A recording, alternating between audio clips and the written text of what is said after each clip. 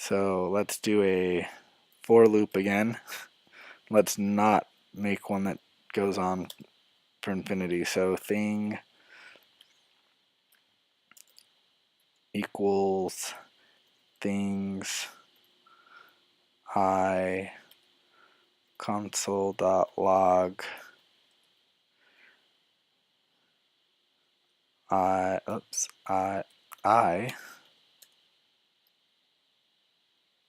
and let's do plus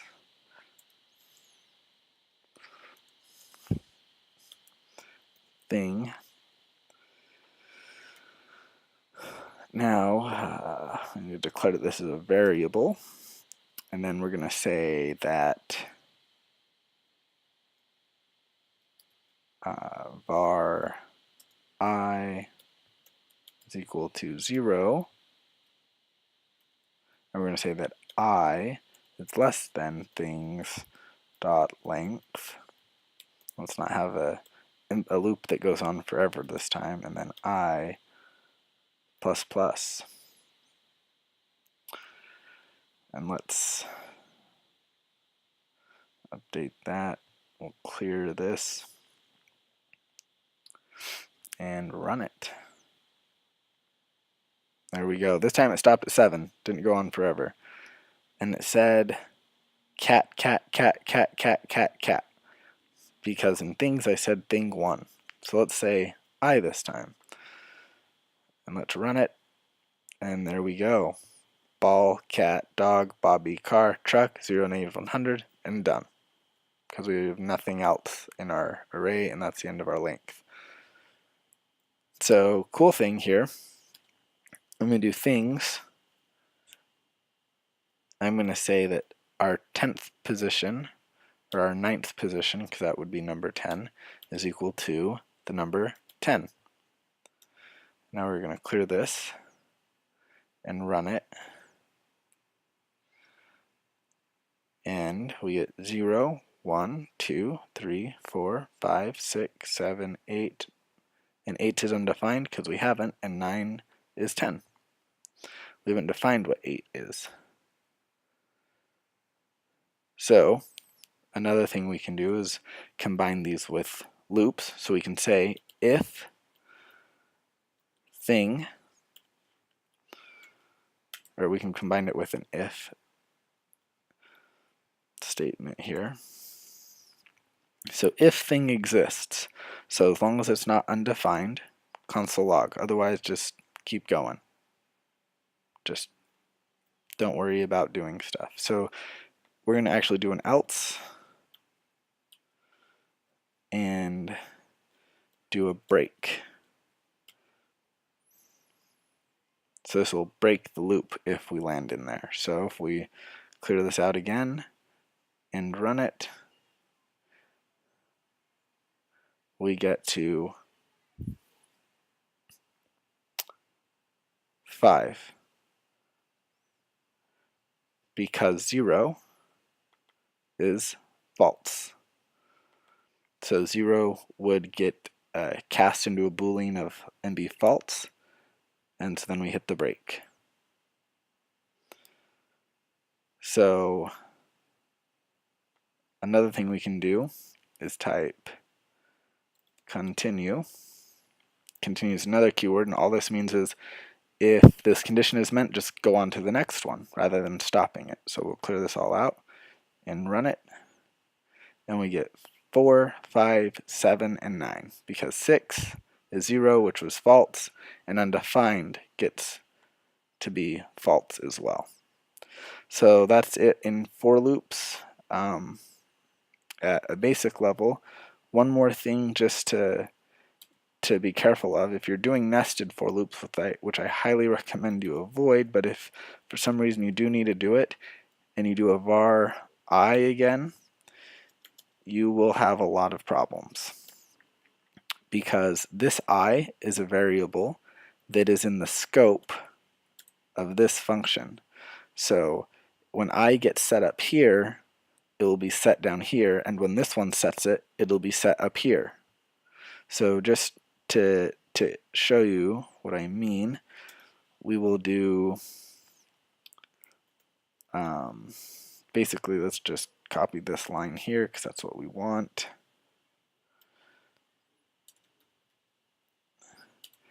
And we will do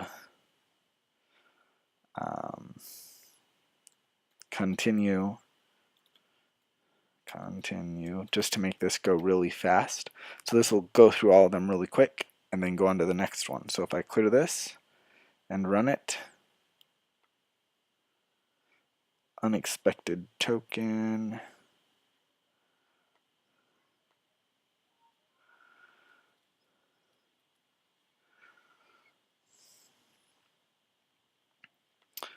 I don't want this one happening this time.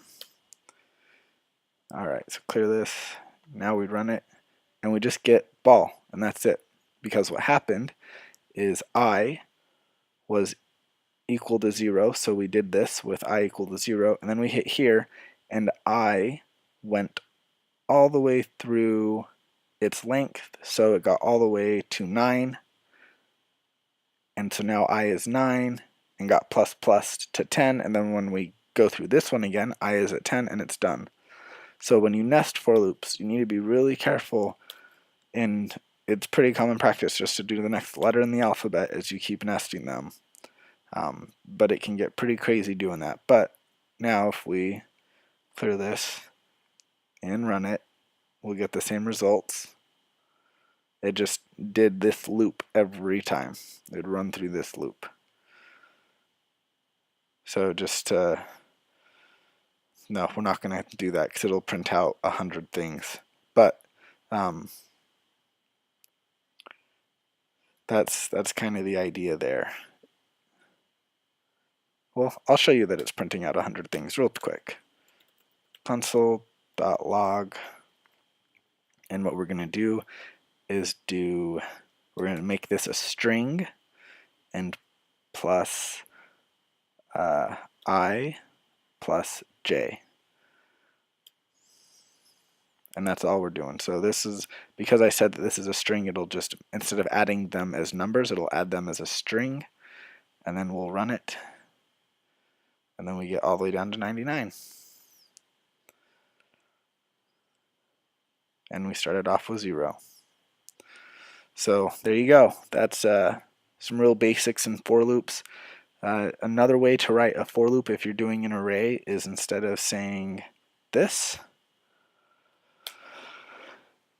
we can do things that for each, and then for each is expecting a function to be passed in, and it is thing. And then we don't need to define what thing is anymore.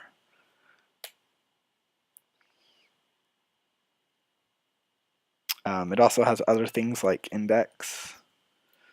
You can also, I think it also gets all of the array passed in as well if you want to, and you can do things with those. But yeah, so in this case, I is now index. That's why we use I, because it's shorthand for index. And if we clear this and make sure we have the right structure and run it, I is not defined somewhere. We're still using I index. We can run this now. There we go. So we got all the values printing out. So this is common practice to do. It's